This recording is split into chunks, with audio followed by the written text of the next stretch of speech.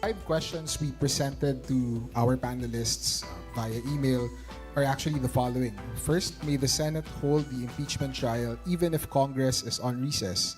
And can the President call a special session?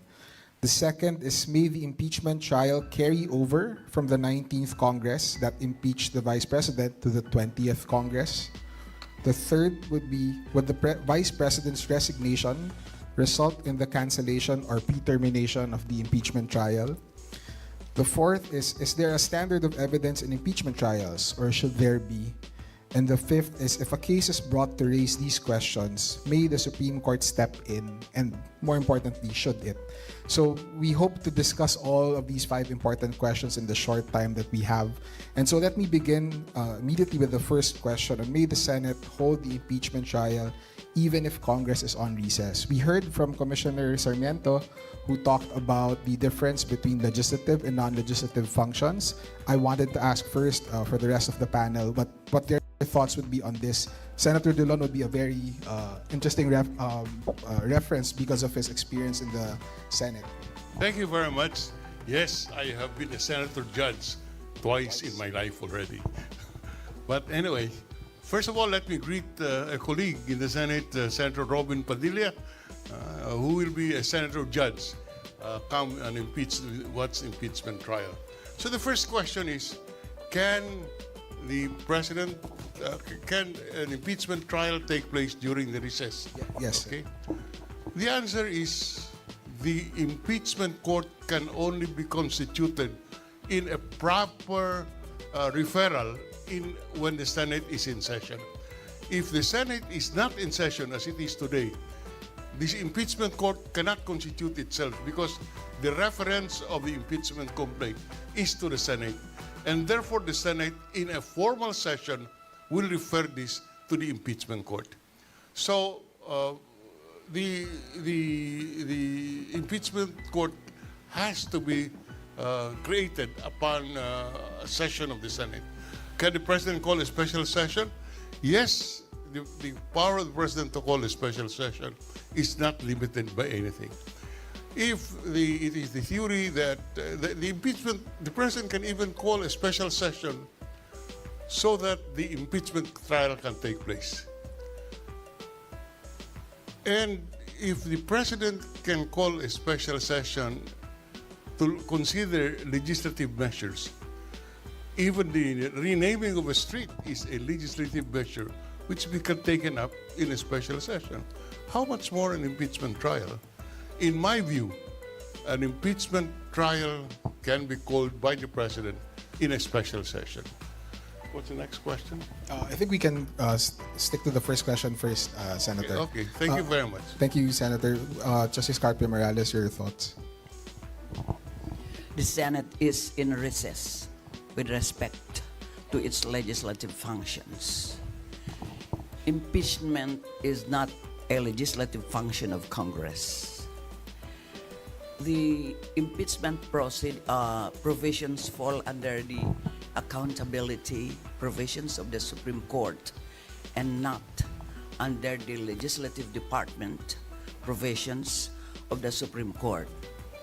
So, given that, I believe that impeachment cannot be constituted during recess.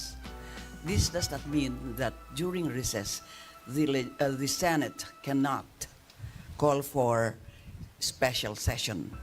But this is prescribed by so many limitations, including only on urgent legislative matters, and given that, among others, and given that impeachment is not included as among the reasons why special session can be conducted, my conclusion is that no, impeachment proceedings or this impeachment trial cannot be conducted during recess. Thank you. Thank you, Justice Carpio Morales. May we hear from Prof. De Vera and then Prof. Te first. Thank you, Prof. Tomase, and thank you to our co-panelists for this afternoon.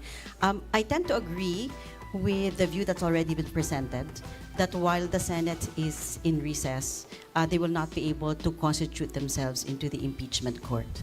However, there's another question that perhaps we can discuss in the second round, which is, are there preparatory steps that may be undertaken while the Senate is in recess, so that if they do decide immediately upon resumption of session on June 2 to constitute themselves into an impeachment court, then trial can proceed forthwith. Noting that in the two previous impeachment trials, of course, we can ask our Senate President here, shortly after the transmittal of the articles of impeachment, I think within a few days, the impeachment court was constituted and subsequently trial ensued. Thank you. Prof. Te? Thank you. Yes, I share what is now apparently a consensus that the Senate cannot hold the trial during the recess.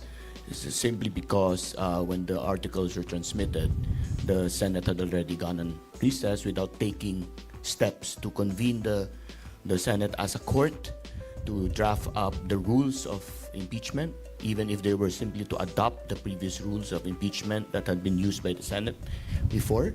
And so, yes, I would share that consensus, but I also agree with Professor Gwen that during this break, during this recess, the question of whether the Senate can take certain preparatory steps towards making the trial, any trial that may happen once the recess ends, perhaps more expeditious. Whether that could happen, I think that is not foreclosed as far as the Senate is concerned. Thank you, Professor Te. So if I can ask our Senator Drilon or Justice Carpio Morales or our colleagues in the faculty here, there is, however, this view from other academics, other scholars who think that delaying the impeachment to when session resumes in June 2 might frustrate both the word forthwith in the Constitution and also principles of accountability. And I think I was in a conversation with Justice Vivi Mendoza on this, where he says that the great battlefield of constitutional law today is the meaning of the word, or is the word forthwith. So I wonder what your thoughts would be in relation to that. Would delaying impeachment actually result in frustrating accountability? To resolve that question, I have asked the President to call a special session. Even if you don't include as an item in the special session the impeachment trial, the Constitution provides that the Senate that the impeachment trial shall take place forthwith in the Senate. So even when as a reality, when the President calls the Senate into a special session, the first item on the agenda is consideration of the impeachment complaint filed by the House. And that will be referred to the impeachment court. And then you start the impeachment trial. So I strongly believe that when the President calls for a special session, the impeachment trial immediately takes place because of the mandate of the Constitution. Thank you, Senator Drilon. Justice Carpio Morales? According to Black Dictionary, forthwith means immediately, at once, but it also considers reasonable delay. Some of the senators, current senators, are running for re-election. To me, these constitute circumstances that can abate the use of the word forthwith. Thank you. Thank you, Justice. Prof. Gwen? Prof. Thank you, Justice. My understanding of the word used in the Constitution is not just immediately, but also a sense, as Justice Carpio Morales pointed out, reasonableness, that it means avoidance, undue delay. So that if the action of the Senate is not animated or motivated by imposing undue delay, in commencing the proceedings, I think they would well be in compliance with the constitutional mandate to proceed with the impeachment trial forthwith. Thank you, Prof. Ted. As litigators would know, often when you go before a court and ask for time, the court will usually ask you if you're trying to the meaning of the word forthwith. Commissioner Sarmiento, The meaning of the word forthwith. Commissioner Sarmiento, I'd like to ask if you have a response to these views. I'd like to ask if you have a response to these views. I see the wisdom of the responses of Senator Frank, Mrs. Carpio, and my co-panelists. What I mentioned in my presentation, this is a very novel addition in our history as a people, not even found in previous constitutions and many constitutions of the world. Very unique provision in the Constitution. Traditionally, yes, on recess cannot be, unless the President calls for a special session. But this is a novel addition in the Constitution. And in the light of the intention of the framers of the Constitution, na walang patumpik-tumpik, umpisan kaagad. Because it's a time-compelling, significant activity in our country. Accountability, checking abuse of powers, etc., etc. Then, to me, I would say that regardless of the recess, a time impeachment trial should begin in the light of this constitutional provision. Yeah. I cannot accept the proposition that simply because the senators will be campaigning such an important and critical constitutional duty to constitute itself as an impeachment court and try the impeachment complaint can be deferred. Firstly, the Constitution says shall be tried forthwith, and we give ordinary meaning to ordinary words. Forthwith means immediately, and it is my respectful submission that the campaign period is not a valid reason to postpone. And in fact, there should be no circumstance to justify a deferment because the Constitution mandates the performance of a constitutional duty forthwith. The only reason why we need a special session is the formal referral of the impeachment complaint to the impeachment court.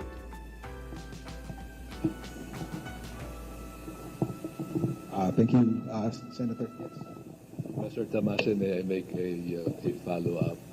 We have in constitutional law the doctrine of constitutional supremacy. All laws, all regulations, all contracts have to yield to the supremacy of the Constitution. I think all lawyers would know that doctrine. So if recess is a legal provision, it is a provision in the rules of the Senate. They have to yield to the command of the Constitution about forthwith proceeding. Thank you, Commissioner Sarmiento. I understand it may have also been in line with the innovations in the 1987 Constitution to make it. To preserve constitutional government, to preserve the order in our country, to avoid chaos. So to me, the lowering is very relevant to this forthwith proceed provision in the Constitution. Thank you, Commissioner Sarmiento. I think the reason why, Justice, thank you. Would you have a response to this question? I think the points of Commissioner Sarmiento. Thank you, Justice. I'm going to respond to the fact that, wait, the Hello Garcia case, Hello Garcia, I'm sorry. The Supreme Court said that the Senate is a continuing body. It's a continuing institution, but the discharge of its day-to-day normal functions, it is independent of the predecessor. In other words, it's not bound by what the preceding Congress, Senate did. So any unfinished matter can be considered as if it's set for the first time. Thank you. Thank you, Justice Chip. I think that brings us to the second question, which ties into the urgency of the impeachment or the sense that the Senate should proceed immediately. Can you please flash the next question?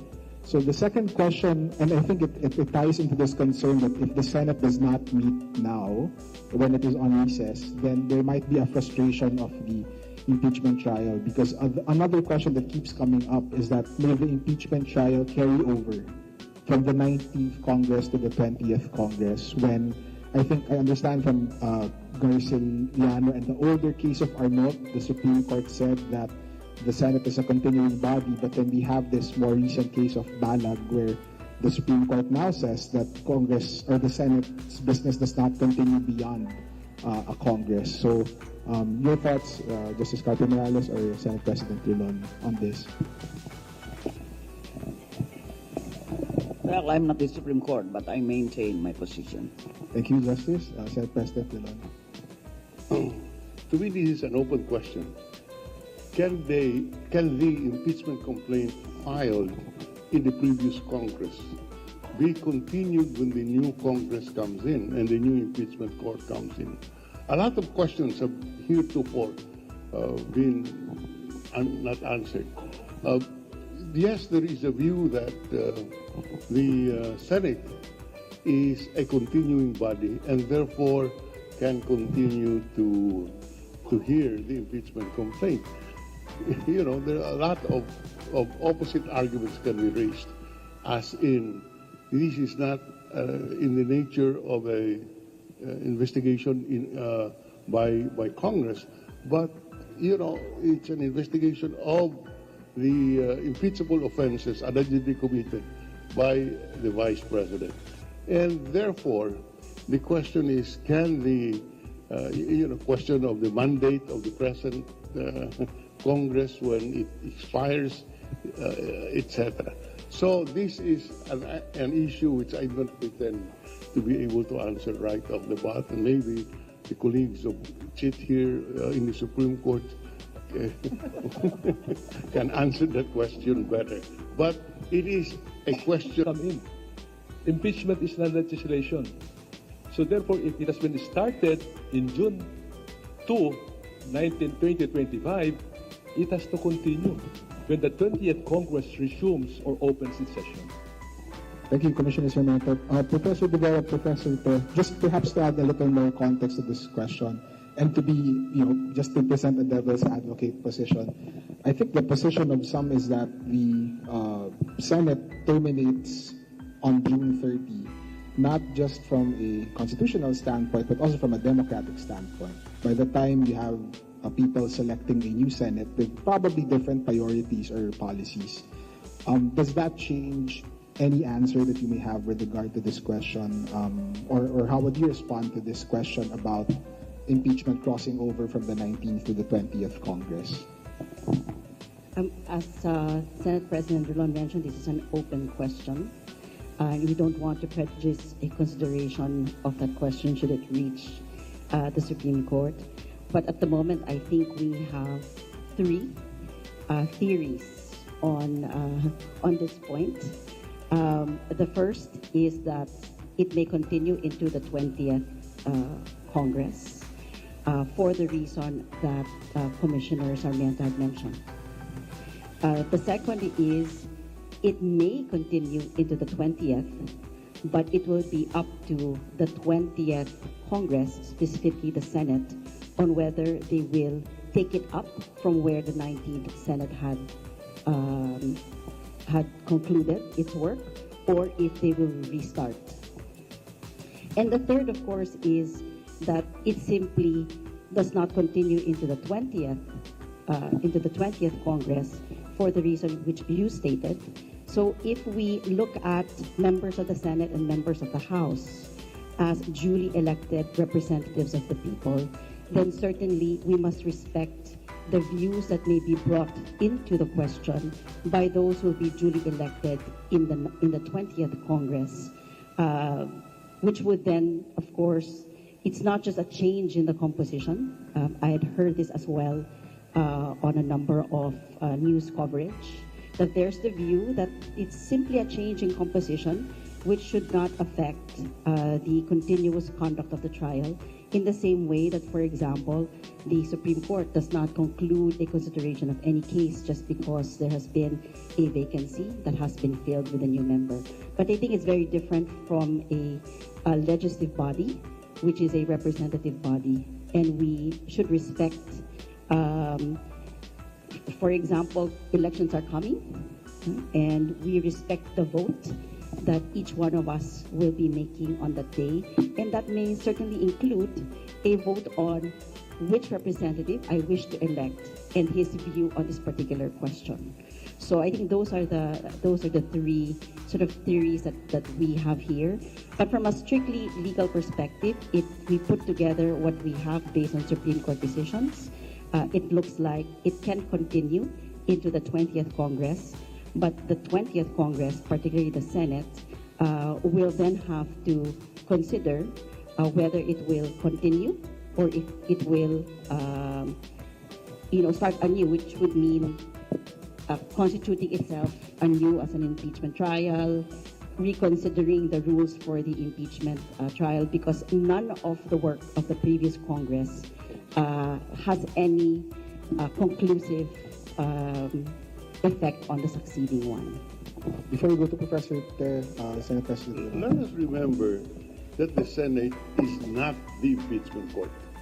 The Senate is completely a legislative body. The impeachment court, as we call them, is sui generis, a class of its own. So these are questions which are not easily resolved. And the issue that just like the appellate courts, it can continue to function. You could also make an argument against this proposition that this is not a court. This is not a body which is constituted by law, but it's constituted by a complaint of the House of Representatives, which, by the way, whose mandate would have also expired when this Congress expires. So does the impeachment complaint continue to be valid with the impeachment with the impeachment complaint authors have lost their mandate because their terms have expired? Marami pong hindi masagot dito. And kaya maganda naman nandito si Senator Robin Padilla. Siguro yung papakinggan niya rito dadalhin niya sa Senado po natin yung panahon. Salamat po. Thank you, Senator Dillon. Professor Ter, before you answer, so I understand the hesitance to take up a position in a very difficult open question. I think for lawyers, the difficulty also comes from the fact that impeachment is not really a strictly legal proceeding, and therefore, the idea that law can rise above politics might not be as strong as, let's say, democratic accountability or legitimacy that really goes into the question of impeachment. So if I can, tease you a bit into taking a position, all difficult questions that the court decides are open questions before they get to them. Would you have any particular position on this? I was about to make the analogy that Senate President Dillon made, that when the impeachment court has been constituted, it is not the Senate. In the same way that the Presidential Electoral Tribunal, once constituted, is not the Supreme Court. Even though it is composed of all the members of the Supreme Court, it acts as the Presidential Electoral Tribunal with a different set of rules, with a specific mandate, and therefore, as far as regularity of the schedule, the Senate acting as an impeachment court may not actually be bound by that calendar. Half the Senate will have their terms ended. There will be new senators. There will be new senators coming in, and so that would be my position. I think it's also worth noting, especially for my own law students, that while the word impeachment court does not really appear in the text of the 87 Constitution, the practice of the Senate in the last two impeachment trials has really seemed to indicate it as sort of an independent creation, or independent body. Legislative precedent is one of the ways we understand the Constitution, and so the idea, for example, that you would have a separate oath indicate that then it transcends to a higher higher political body than just the typical legislature. Senator Villan. Just a question occurs in my mind. An impeachment court is not an ordinary government agency. Suppose the politicians which constitute the impeachment court would make a political decision and say, we will not follow what the Supreme Court says. Can somebody tell me if you can declare them in contempt? In other words, what I'm saying is, there are really, this is one question that bothers me. The impeachment court is not an ordinary government agency. It is a court created by virtue of an impeachment complaint filed by Congress. We say that the impeachment court is different from this, it's not the Senate. So can the impeachment court refuse to follow the ruling of the Supreme Court? And if it does, what will happen? Justice Carpio Morales. I think whatever the impeachment court does is a political question. The Supreme Court would not take that up. That's my opinion. I think that's supported also by the practice of the last impeachment, where the Supreme Court did order the non-disclosure or prohibited the disclosure of the bank accounts of Chief Justice Coron, and then the Senate voluntarily complied by you voted on the decision to just to not open it. So it might be a signal on the part of the Senate to still assert control over the process. Commissioner Sarmiento. May I just go back to the open question that was mentioned by Senator Frank, whether it is a continuing body or not. Well, originally, this idea of impeachment was drawn from the Greek experience, borrowed by the English system and perfected by the U.S., and then borrowed by us from the U.S. Now, meaning the U.S. experience has persuasive impact on rulings of the Supreme Court and our legal and judicial experience. Now, in one case, the case of the impeachment of Judge John Pickering, the impeachment articles were submitted on the last day. 7th Congress. The 8th Congress continued the trial of Judge John Pickering. In other words, learning from that experience, pwede pala na ituloy ng panibagong kongreso yung naumpisahan na. It's a very interesting perspective, Commissioner Sarmiento. Are there any last thoughts on this question from our panelists? Justice Carpio Morales.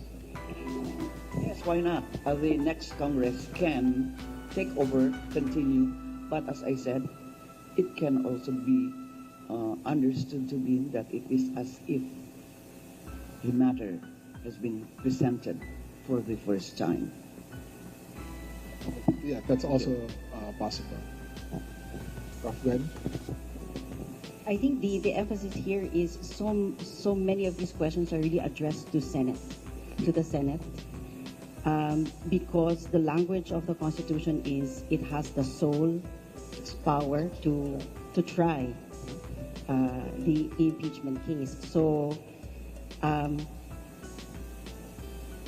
think observing that constitutional language means the Senate has to consider very carefully how it will proceed, because it's also not bound by any step that it had taken in the previous impeachment trials. That's the first point. The second point is, as you had pointed out, the 1987 Constitution does not carry the words impeachment court.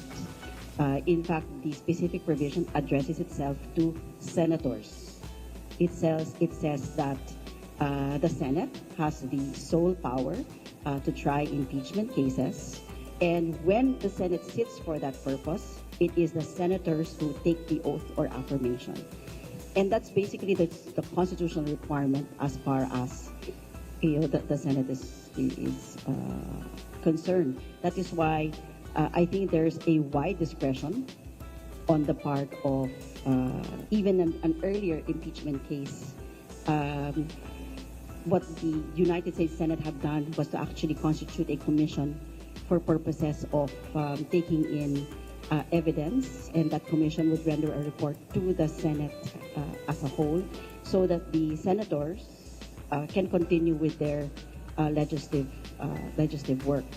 Of course, in that particular case, the U.S. Supreme Court refused to rule on whether that was not unconstitutional, because they consider it as a non-justiciable question.